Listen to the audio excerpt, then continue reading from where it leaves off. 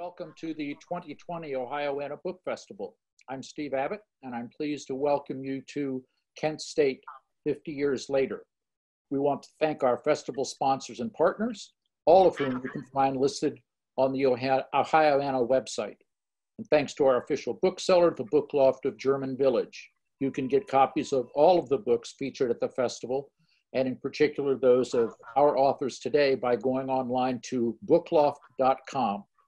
And now I'm pleased to welcome our various authors, and we'll go through that and then let them start talking about their own publications and various aspects of the effects of Kent State immediately after and now 50 years on.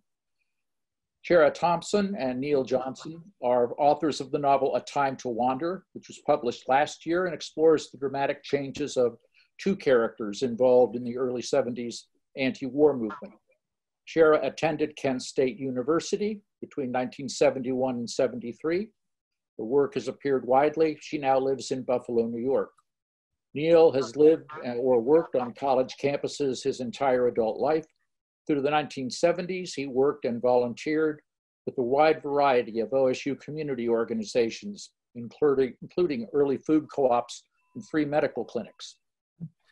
Sandra Gurvis is author of 17 commercially published books. A major aspect of her work has been on the Vietnam protests and their after effects.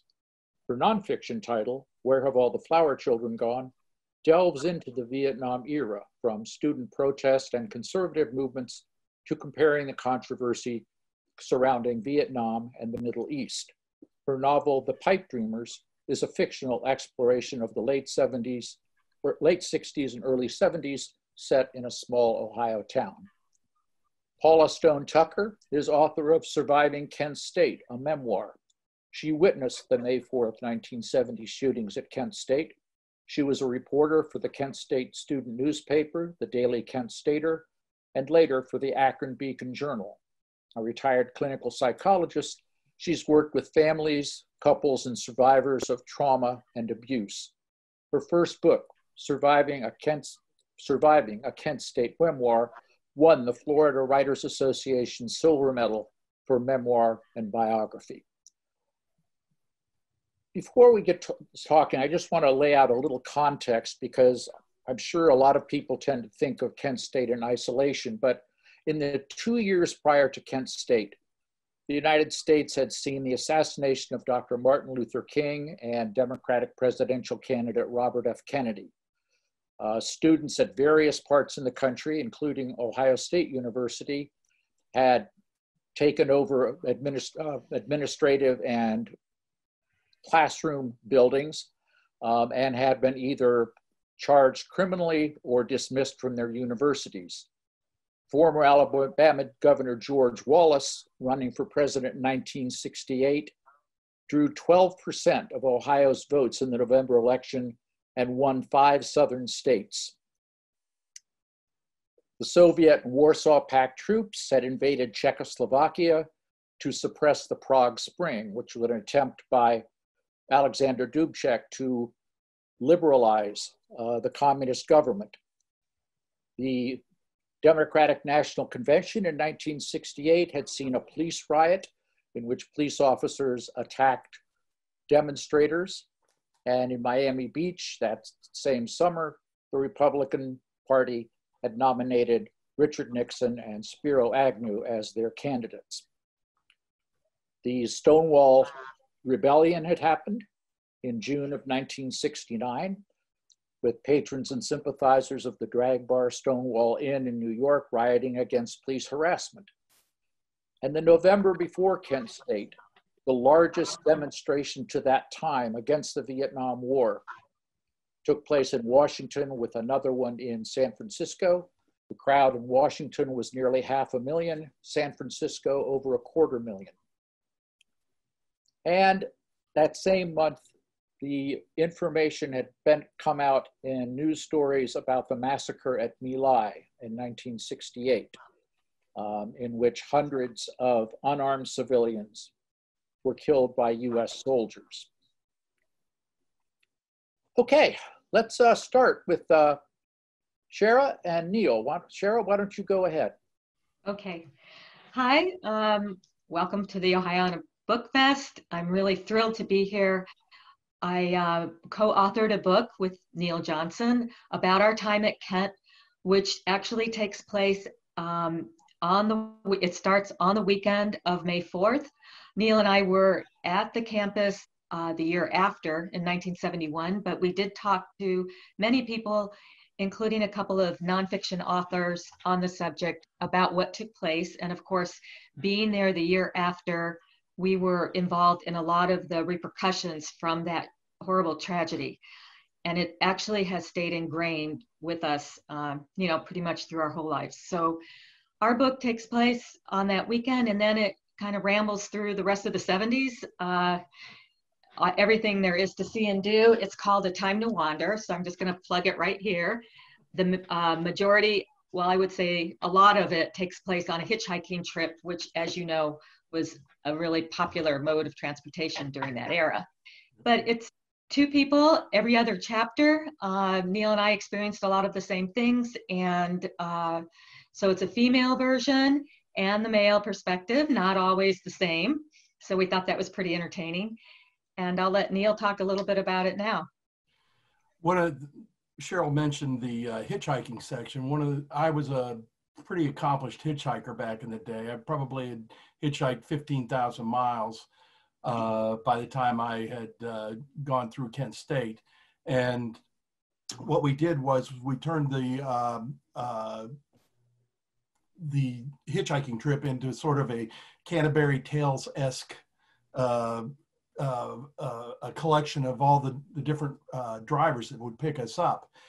And each one of them had their own individual story. And anybody who's ever hitchhiked knows that you are there to listen to them, or they want you to talk to them, and that you're the entertainment for the ride. And so we did this, and it's a compilation of people, places, times, and events that are all pretty much, I would say, probably 95% true throughout our book. It was a real joy to write it. It took us 10 years in trying to figure out how to place it. One of the things we did is that we kind of lightly touched, the first 5 chapters touch on what happened at Kent State. And a lot of what I drew upon was my experiences at OSU at the time. I started working at OSU when I was in high school in 1968, and my father was a professor there. So I was down on campus throughout all this time. And the riots and the tear gas and the knee knockers that were shot were all very, very familiar to me. So I was able to draw on that experience and as an inspiration for what we saw at Kent. But yeah, it was a real joy to write, and it was fun. It was fun being 19 again, I have to admit. Yes. So. But yeah, and and reliving those experiences of the protests and what was going on was one of those moments that was very serious time for 19-year-olds to be thinking about having to go to Vietnam. All right, Sandra, I know a number of your works have had the late 60s and early 70s as their subject matter. Oh, okay, hi. I'm also pleased to be part of the festival. I have another book. I'll talk about this one real quick. 111 Places in Columbus That You Must Not Miss. That's also for sale at the festival. But this is my novel, The Pipe Dreamers. It's set in a fictional college town, very loosely based on Miami, and covers most of the year 1969, 1970, which was the pivotal year in the protest movement.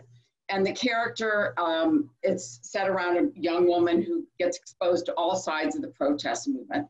And she starts out as a sorority girl. She drops out of the sorority. She rooms with a hippie, gets involved with the hippies, gets involved with conservatives. And my point in doing that was to present all sides, because when I was living through it, we were only seeing mostly one side. And that was important to me. And that book, this is the second edition of The Pipe Dreamers. The first one was published in 2001, right after September 11th, which was not a good time to publish a book about the protest movement. Not after the Twin Towers, the timing was not great. But this version was published for the 50th anniversary of Kent State. The book took me about 25 years to write, but it was over a period of time as I was learning to become a journalist and learning to become a writer. And I thought I could just write the great American novel, and it just took I couldn't. No, I mean, that's pretty hard to do. But I worked very hard to make sure that it was researched and authentic. And the same thing with my nonfiction book, which was published in like 2006, Where Have All the Flowers Should Have Gone. Again, I wanted to explore it from the nonfiction point of view as opposed to the fiction point of view. Thank you. Paula, you were a witness to the events of May 4th, 1970. Right, I was an eyewitness. I was on campus that day, and I was working in the building that the guards surrounded when they walked off the commons to the practice football field. So I went out at about 11:30 when I heard the bell ringing, and my husband had told me, don't you dare go to any demonstrations, because we'd been to the demonstrations the night before and on Saturday night. And I said, oh, I won't. Well, I was just drawn to it. And I was astounded to see sorority girls, fraternity guys yelling at the guard. And I was tear gassed. So I went back inside the building and washed the tear gas out of my eyes. And when I came out, the guard and the kids were gone. And so I followed around the side of the building and up over the hill.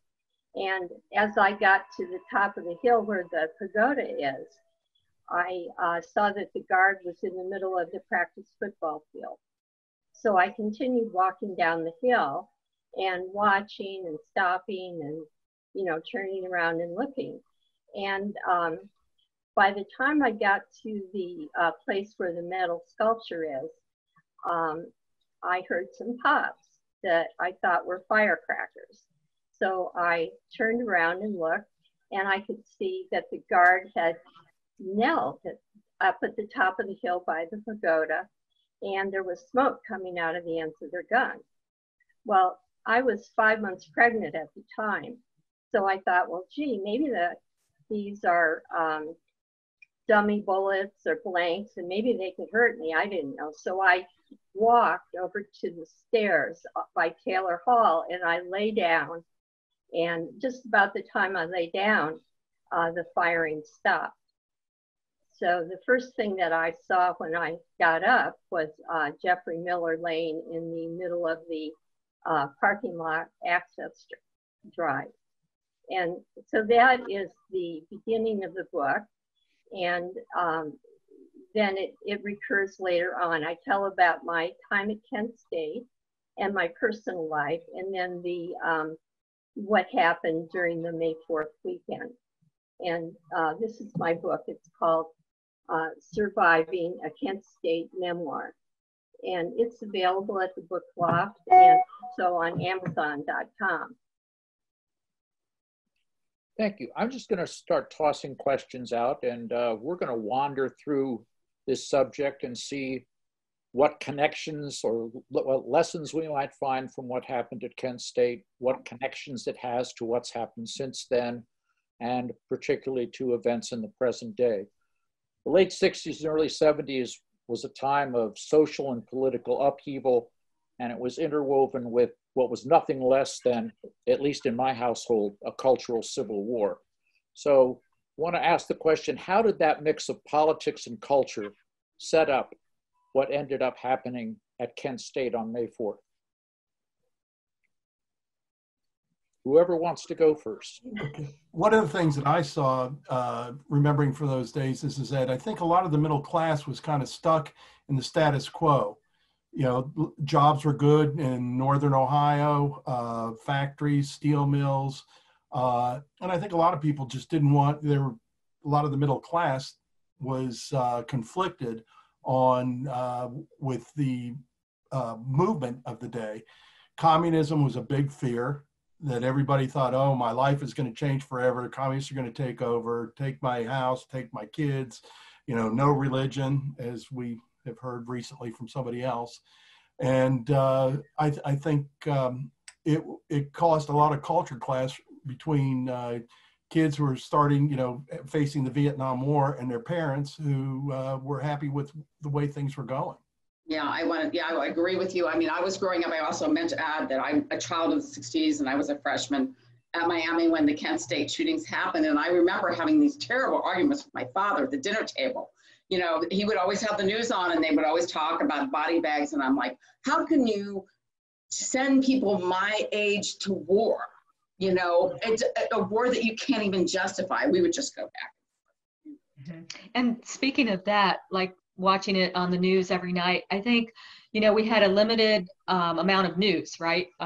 3 channels or whatever, and you've tended to believe it.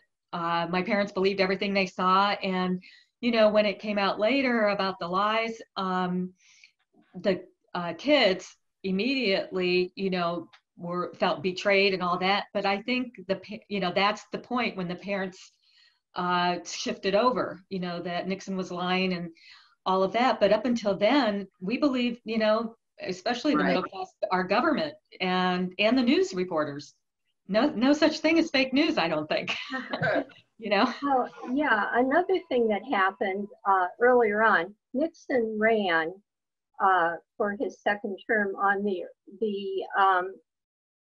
idea that he was going to end the war in Vietnam. I mean, it's first term. So everyone had the expectation that he would be withdrawing troops. And then in December of '69, there was a lottery, a draft lottery, and every male in the United States under the age of 26, I think, participated in that. So the circumstances for men changed at that point, because before then, you were able to get a deferment for if you had a family or if you were in school. Now, all of a sudden, everyone was in the same boat. And so that kind of upped the ante for anybody that was attending school at that point, and made everybody, I think, a little more anxious. So those were 2 things that happened in the culture. So that when Nixon came on the radio on the night of April 29th or 30th and announced that he was invading Cambodia, that shocked everyone, because up until then, he had led people to believe that he was going to be withdrawing troops from Vietnam. So that was the big change that happened the week before May 4th. Well, and tied in with that certainly was a law and order platform that the Republican Party brought. And so you had, for the first time, you had working class construction workers in New York City physically attack an anti-war demonstration, and nobody seemed to think that was a bad thing. And so there was this idea from young people that, oh, it's us against them, beyond simply the counterculture, the flowers and bells and drugs that went with all of that. So there was that split there. Also, I would like to add, Governor Rhodes kind of set the stage for what happened at Kent State. He was very much law and order. He was very conservative. He was not afraid to call out the militia. He told them, you know, I don't know, there's a lot of rumors about that, but I think he was kind of, you know, instrumental in that. Anyway, sorry to interrupt. Well, the president had referred to demonstrators as bums. I remember Governor Rhodes called them brown shirts. Brown shirts. Right. And so you had this war footing that existed on the home front as opposed to what was happening in Vietnam. So what similarities and differences do we find? I mean, things are pretty tense and compounded certainly by a pandemic now, but politically and culturally, what similarities and differences do you folks find and possibly have unearthed through your writing that between the atmosphere in 1970 and in 2020? I think a lot of it, you know, Black Lives Matter and the women's movement, a lot of things haven't changed. You know, one of the things with the OSU campus and for that matter, Kent State, you had the Afro-Am Society at Ohio State that was part Black of the United Students at Kent. Yeah. Yeah, and the Women's Liberation Front, and I think they were sort of buried under the fact of this is a Vietnam War protest, but I know that they presented their demands, and you know, as a result, we finally have Black Studies and we have Women's Studies at universities. I know at Kent, I believe it started, they picked up Black Studies in 1970. And Ohio State, I think it's had something in '68, but they expanded the programs much after that. Another thing I might add is that one of the things I remember from back in those days with the deferments, that there were congressmen and senators who were starting to lose their kids. And then their tune, who were very hawkish, their tune started to change on the war. And much like Rob Portman, his son, you know, he was very much against gay unions. And when his son came out, he changed his tune. Mm-hmm.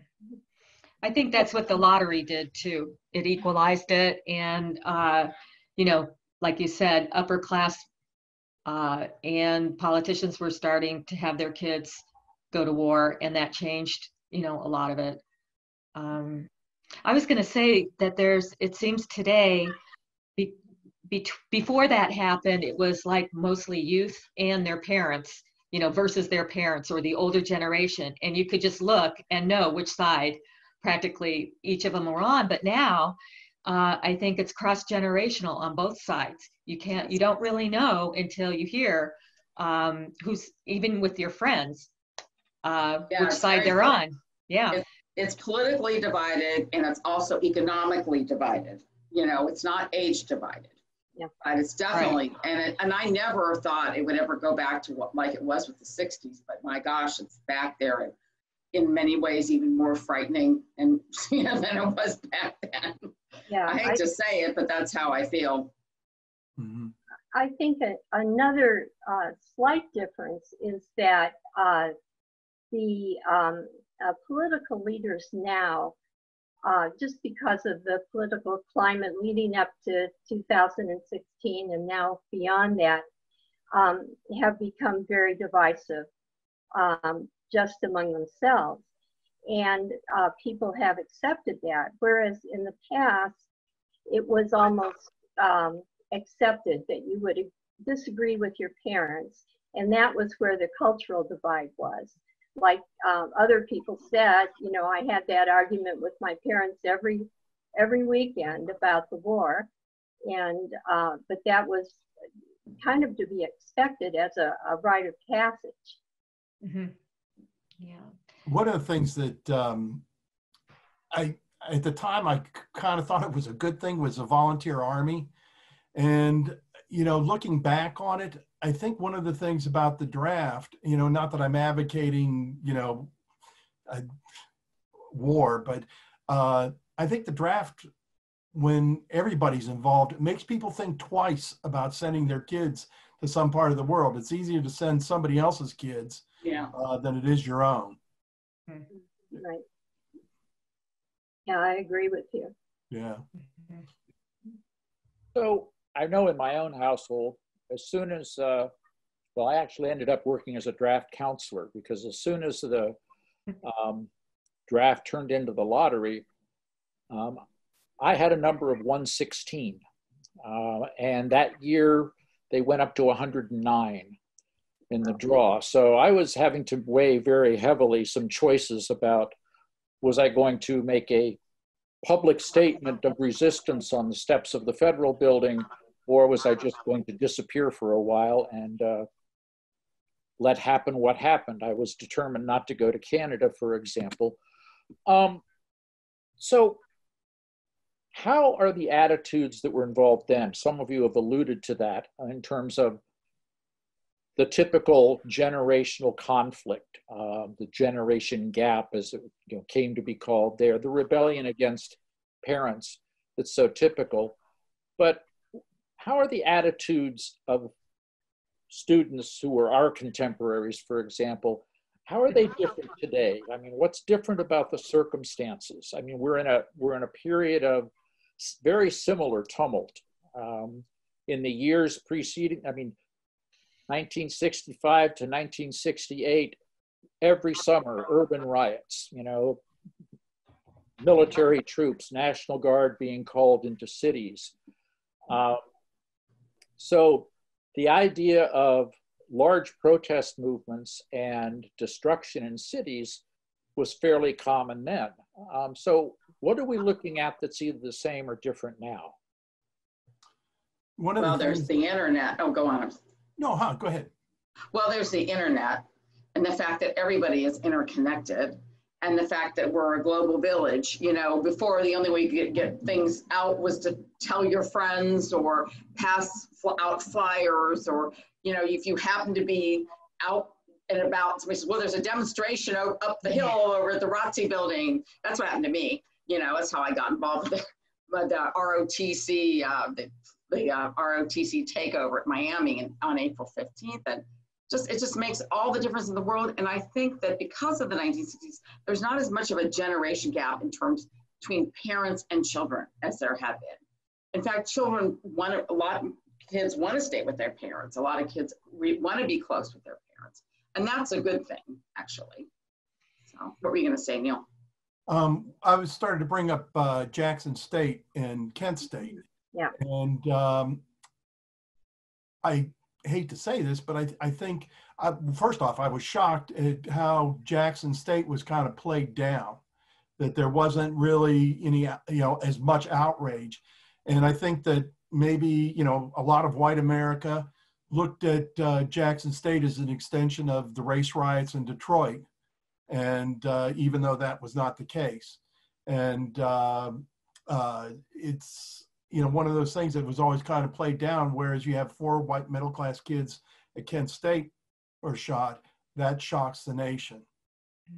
Jackson State, that's a really important thing to bring up, Neil, because most people don't even recall that Jackson State happened. 10 days after the shootings at Kent State, Mississippi Highway Patrol officers, a street in Jackson, Mississippi, ran right through Jackson State, which was a historically Black college. And Mississippi State Highway Patrol officers came onto the campus in response to some destruction that had happened blocks and blocks and blocks away, encountered a group of students who were simply hanging out. There was not a demonstration. The Highway Patrol claimed that someone fired at them from a woman's dormitory.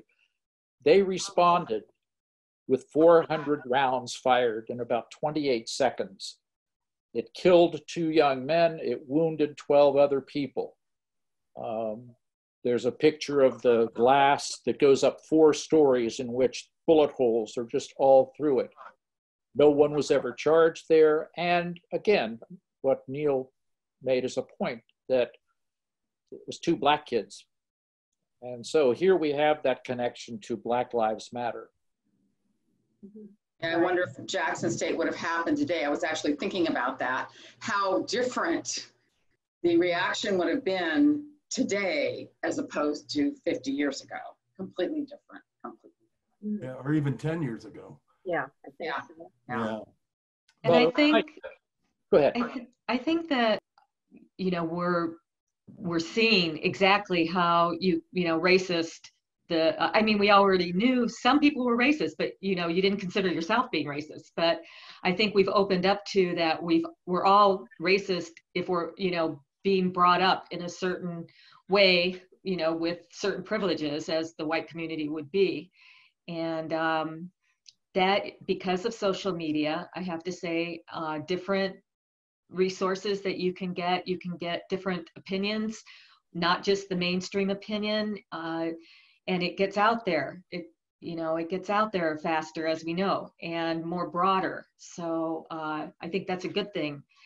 But of course, along with that comes, you know, the other stuff that gets out there too. So the misinformation. But I think that we didn't have that back then. We saw, you know, one side or the other. And right now I see the movement being more multicultural and than I remember it being back then. And, you know, I think there's hope for that.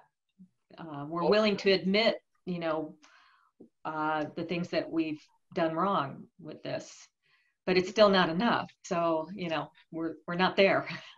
Got a long ways to go. Yeah, one of the things that nobody's mentioned yet is that at Kent State, the Black students were directed to leave campus by the Black United Students governance body. So they left that weekend, and that was a good thing. But I totally agree with you, Chera, that what's happened now is good because white people are understanding that everyone can be racist. One other thing I wanted to mention about, you asked about the similarities between the 70s and now. There's one difference that's striking to me. Back in 1970, when I was on campus, I was shot at and, you know, ordered to leave campus, and I couldn't go back. I couldn't graduate from or finish my semester except by mail. There was still hope back then. And I never, you know, fell into despair or worried that things wouldn't turn out for me individually. Whereas now, with everything that's going on, I think there's a lessening of hope, and that's a big difference, I think. Sandra, do you have something? No, I'm just listening. Okay. Yeah, I think that's worth noting, Paula, because I mean, I recall that there were later disciplinary hearings against leaders of the strike at OSU, which actually had started the previous Wednesday before May 4th, which happened on a Monday. And then what was happening at OSU was basically Black student rights, student voice in administrative decisions and things such as that. But I sat through a lot of those disciplinary hearings, but the fact is, all of those people who went through disciplinary hearings went on to have decent jobs, good careers. I mean, one became, you know, a history professor. Another one became an aide to a city council person. And a lot of us who went through that were able, even after a few years, to go on into something. But now there's a whole different weight placed on that kind of activity when someone associates you with violence or property damage or something like that. I mean, with the internet, as Sandra noted earlier, nothing ever goes away. You can't change who you are and disappear. So it is very much more difficult, I think, today for young people who are activists. Paula had mentioned earlier about, you know, that sense of back in the 70s, there was a lot of hope. And now I think it seems like there's a lot of hopelessness. And Paula, do you see an increase in depression over current? Well, you know, I haven't worked as a clinical psychologist for a number of years. I'm retired, so I don't see it day to day. But just, you know, expressed by the young people. I have nieces and nephews that have just completed their doctorates, and they can't find jobs, obviously, and probably won't be able to at a university. So anyway, there's more of a general sense of hopelessness, I think, today. Yeah, all you need to do is go on Facebook and see what's on Facebook. It's just really depressing. I know I read an article just the other day that was talking about the current political situation, and that the coverage of Nixon versus the coverage of Trump, that what the news cycle is now is, I think it's like 20% of all news articles now relate back to him, and the divisiveness between people during this time. And I can definitely see how the depression, because I know it drags me down. Well, I mean, you know, even the fact that people won't take health, and this is off subject, take health precautions like wearing a mask, that's not supposed to be a political statement. That's scientific. You know, it has nothing to do with politics, and yet it's become politicized.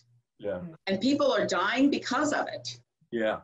Yeah. So, I also think, you know, back in the late 60s and 70s, it seemed like, you know, there was a strong sense of a collectiveness, at least on campuses, but we celebrated the individual, and that we encouraged, you know, creativeness and to be different, but within the collective. And now it seems it's gone from, like back then, it seemed like it was all about we and us. And now it seems that it's all about them.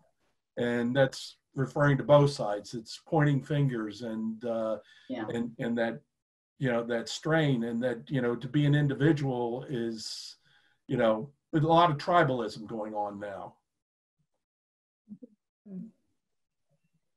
Chera, did you have something? Chera?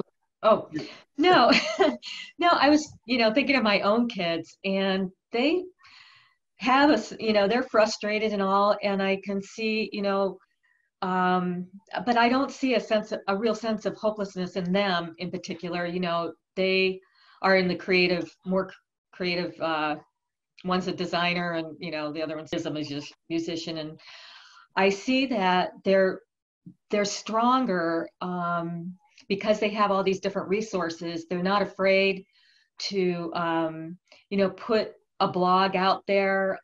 They have other ways of protesting than, you know, just marching and that kind of thing. I mean, and I'm just seeing it in myself as far as whether the parents influence the kids. You know, right now I would say, you know, both of them would go on a peace march with me, and Kent State has influenced me in that way, that when I started there, I went to the Veterans Against the Vietnam War meetings that had just been established there in '71, I think. And because I felt they would know, you know, and we didn't have blogs to tell me or, you know, medium.com or anything. And so I went to their meetings and I marched with them. This is just a short little story. Did the vigils, and then years later, decades later, when the Iraqi surge came, I took a rally bus on my own and went to Washington. And as I got off the bus, this was from Buffalo, it was an overnight bus, dropped you off, and then you were there, dropped us off at 7 in the morning, then we met 7 at night and came back, you know, got midnight or so, 2 in the morning into Buffalo. But anyway, the first table I saw was the Vietnam Vets Against the War. So I went up to them and I told them, you know, I marched with you at Kent State in the 70s. And they looked at me and they said, welcome back. You know, things don't change, it appears. And, so that, you know, my lessons at Kent, I felt like I needed to show up. I went to the Women's March, the big one in Washington, and just, I felt I needed to be there. If nothing else, is just to be counted as a number, you know, and of course, whatever I can financially support these causes, you know, at my age now, I do. And I really attribute it because before Kent, you know, I was in high school, and Kent gave me a reason to become and who I am. I really feel it influenced, you know, and the kids came with me. You know, they both of them are, you know, activists for the planet. And that's the other thing. There's so many different things. I mean, we did have civil rights and we had women's lib and all that. When we go on these marches, you know, everybody comes with all their different agendas too. I mean, there's a lot of things going around now, and because of the platform of social media, you can get on board with so many different social justice events and things like that. And also at the local level too, that I feel it's important at your local level to get started in the grassroots, because in the 70s it did start with grassroots, student thing, protests. So. Yeah, my daughter is a very strong feminist, much stronger of a feminist than I am. I just sit there and listen to her, and she's like, all about, this and being green and really women, empowering women and empowering minorities. And I'm pretty proud of her, actually. That's, I think, the evolution of young people who started out as many of you did, and you began living that. And so, I have 5 nieces and a bunch of grandnieces and nephews, and they're all being raised to be open, talking to their parents, to look out for other people. So there's that, you've had that generational development in which certain things are said, this is the way it will be.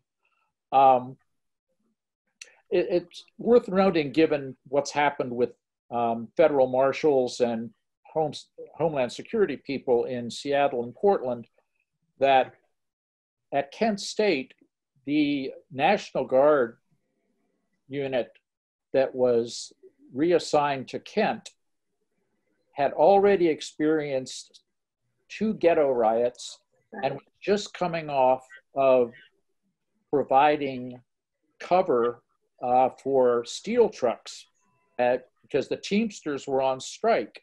I believe it was in Akron, and they had been riding on these steel trucks and getting hit with bricks and bottles, and they had unloaded rifles with them. And they'd been going through that for at least a week before they were suddenly reassigned to Kent State and given live ammunition. So it's not surprising, given the circumstances, what happened, where you had a unit of mostly young soldiers the same age as the students. It was, I've been taking this crap for a week, and I don't have to take it anymore. Yeah, I think they were pretty worn down at that point. And Paula may be able to address this because she was there. I don't know if because you had mentioned you'd gone into, was it Taylor Hall, I assume? Yeah. Yeah. That the guardsmen, when they were down there on the practice field, at one point they picked up their guns and pointed at the students. And I think that really set the stage for what was to come minutes later. And yeah, it was. Well, I actually interviewed National Guard for my Flower Children book, and they were very haunted by that. There was one man, Charles Fassbinder, I believe was his name, and I talked to him, and they didn't even know what happened. It just happened. Yeah. There was so many conflicting stories about whether there was a to fire or not to fire. They didn't know what the heck was going on. Yeah. It just happened. Yeah. I was actually picked up by one of the guardsmen when I was hitchhiking, and I was coming back to Columbus from Kent, and somehow it was a really bizarre ride, to say the least. But at some point in the ride, I said, let's kind of steer the conversation to something else. And he goes, well, what's happening at your school? And I said, well, May 4th is coming up. And he goes, oh yeah, that's right. And he goes, I was there. I was one of the guardsmen. And it's like, oh, great. Could we talk about something else? So, but yeah, yeah. I don't know. I would want to initiate a dialogue and get his story, but that's me. Well, the only problem was that it was the conversation that was going on before that was. Oh, right. Gotcha. Yeah. Yeah. Yeah. So, yeah, but he wasn't, he wasn't he did mention that, that he thought it was a terrible thing that had happened and it should have never happened. But yeah, I think that was almost at that point when they were on the practice field and they aimed their guns back at the people in the Prentice Hall or Prentice parking lot. I think that was very foretelling. And I also want to add that there were people who would disagree with me because some people really thought it was a conspiracy. And some people thought, you know, there's a lot of differing opinions about this, even now, about that. You know, it's not, you know, it's still pretty controversial, especially when you go up to Kent.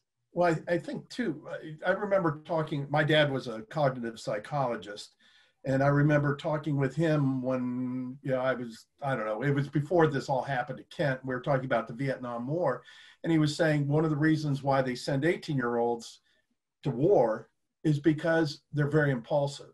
And that when they say charge up that hill into the machine guns, they'll do it. Whereas, you know, somebody's in their late 20s, early 30s will say, are you crazy? I'm not doing that. And, you know, and you know, one shot could just set off the whole thing, or just the thought of a shot. Yes, the question of what, you know, whether there was a command or not is never going to fully be resolved. Right. Yeah. So that, you know, the idea, as Sandra noted, that the conspiracy theories around that certainly mirror a lot of what we're looking at now in terms of the internet, which spreads those stories with a scrim of authenticity over them in ways that didn't exist then. Well, you know, I don't think it'll ever be resolved either. I just hope that the whole incident serves as a warning for people today. And, you know, what can happen if you let your emotions run riot on both sides. Well, I'm glad you said that, Paula, because I was just about to ask the group, you know, each of you to talk about, are there any lessons that, despite the big differences between now and then in terms of communications, in terms of the more mature in many ways student bodies that exist now. I remember I was certainly an innocent in the first couple of years of college. Are there any lessons that we can draw from that to? Yeah, I would say there definitely needs to be a willingness to listen to all sides, regardless of your political views. Because we had some of that in my family, and during the 2016 election, and we sat down and talked about it, about how I felt one way and my sister and her husband felt another way. And nobody got mad and nobody said bad words. And we ended up not agreeing with each other at all, but we talked about it. And I think that that's really important. Yeah, I think that the country's being destroyed by what you mentioned, Neil, about the we and us versus the them situation today, that if people could only drop the divisiveness and realize that we're one country against a number of different problems right now that are very devastating, that would go a long way towards, you know, resolving all the hurt and all the anger that's occurred in the last couple of years. Yeah, I think being engaged is, you know, just critical. I mean, across the board for everything, you know, just being aware of what's going on and being engaged and talking about it and trying to figure out how can we come to some kind of common ground. I think, but I mean, sometimes they're just mindsets and that people have that just can't empathize or can't see another side besides themselves, that they assume that their point of view is everybody's point of view, and if it's different, then they're lying. Well, and also because of social media, it's important not to get overwhelmed with all the causes and pick, you know, something that's really important to your heart, you know, and not that you would ignore the other ones, but there's so many injustices and causes to get behind, you know, just the gamut. And because we have access to all the social media, not just social media, but, you know, news access, that you just have to take one step at a time, start out on the local level, do your grassroots thing, start with your children, you know, and feel a sense of responsibility step by step instead of trying to, you know, like what we were going to do, change the world. So, you know, it gets overwhelming. Yeah. Yeah, it's really difficult. I mean, I have often said to people, I'm glad I'm not young today. I mean, I would not want to be a young person today with the kinds of pressures that they feel. The effect of social media, the expectation that you will be fully engaged with it nonstop, the stress that creates, the openness, it opens people up to personal attacks and criticism that destroy their self-worth. I mean, it's very difficult. Before we could turn it off. We could, okay, I'm not going to turn on the radio or the television. Okay. You could walk. There was bullying back then, and it was pretty awful when we were young too. But you could move, you know, you could change your address. Nobody could follow you. And here, oh, that's true. You know, that's true. You can't hide anymore. You know, it's really a different scene. But I feel that this generation and they're more awoken than I was. You know, I talk to, you know, like my kids and my nieces and nephews, and I feel that they still do have a sense of hope, and they want to overcome what we couldn't do. And so I'm behind them 100%. I feel, you know, they're going to make a mark, and they have the means to do it, you know. So that's my overall. And they like, you know what, most of them like their parents too. You know, I mean, I wouldn't go out partying with my parents or anything, but, you know, I find that I went to my old college roommate, and I went to Bonnaroo a few years ago to see the Buffalo Springfield reunion. And we missed Woodstock. And so this was going to be our thing. And I found that that generation, the kids, were just, you know, they were just as interested. I wore my Kent State t-shirt, and they wanted to know. They came around, tell us what happened. They were just as interested in our era as I hoped they would be. And they knew all the songs to Buffalo Springfield songs, or all the lyrics, you know, and I was totally impressed, even though it had changed a little because they had charging stations and things like that. But we did get rain, we did get mud, thunderstorms and things like that. And I just found it to be a really lovely, hopeful experience being with that generation. So I'm really hopeful for them. Well, I have found with my nieces and with students I've taught over a long period of time at Columbus State, that they're really sharp. Many of them are much better educated and more aware than I was when I was in college. They're much better rounded. Their relationships with another gender, with gay people, they're very different. They're much more accepting of difference among themselves than we were. I mean, my daughter-in-law is raising my granddaughter. I mean, they went to a Black Lives Matter demonstration in Gahanna. They wore masks and they went to this demo. I thought it was great. I mean, she's only 7 years old. She went to her first demonstration. I thought it was fantastic. I mean, it was peaceful, you know, it wasn't anything controversial. But yes, to teach them from a young age to be socially aware is really important. And not afraid to speak out, you know, because of what, you know, we had Women's Lib, it started it, but now how does that compare with the Me Too movement? You know, they're not afraid. They're not going to go in another town and have their baby, or they're not going to be afraid of whatever choices they make. And I think that's a very optimistic way to go. You know, it's the new generation, you know. Any final comments from any of you on the panel that you'd like to leave us with? Paula. Well, I have one comment about the new generation. And you realize that the new generation got the way that they are because they were raised by us. So, you know, that's a good thing to remember when all else is going bad. I think one of the things that I probably should have brought up earlier when I was talking about people wanting back in the 60s and 70s wanting the status quo is how income inequality is affecting all sides now. That, you know, we don't have the factories and the good paying jobs that used to be here.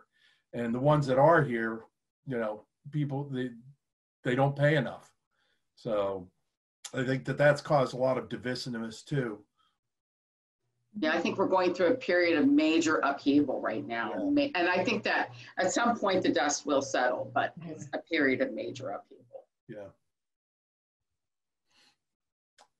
All right, well, I want to thank all of our panelists, Chera Thompson, Neil Johnson, Paula Stone, excuse me, I'm sorry, Sandra Gurvis and Paula Stone Tucker.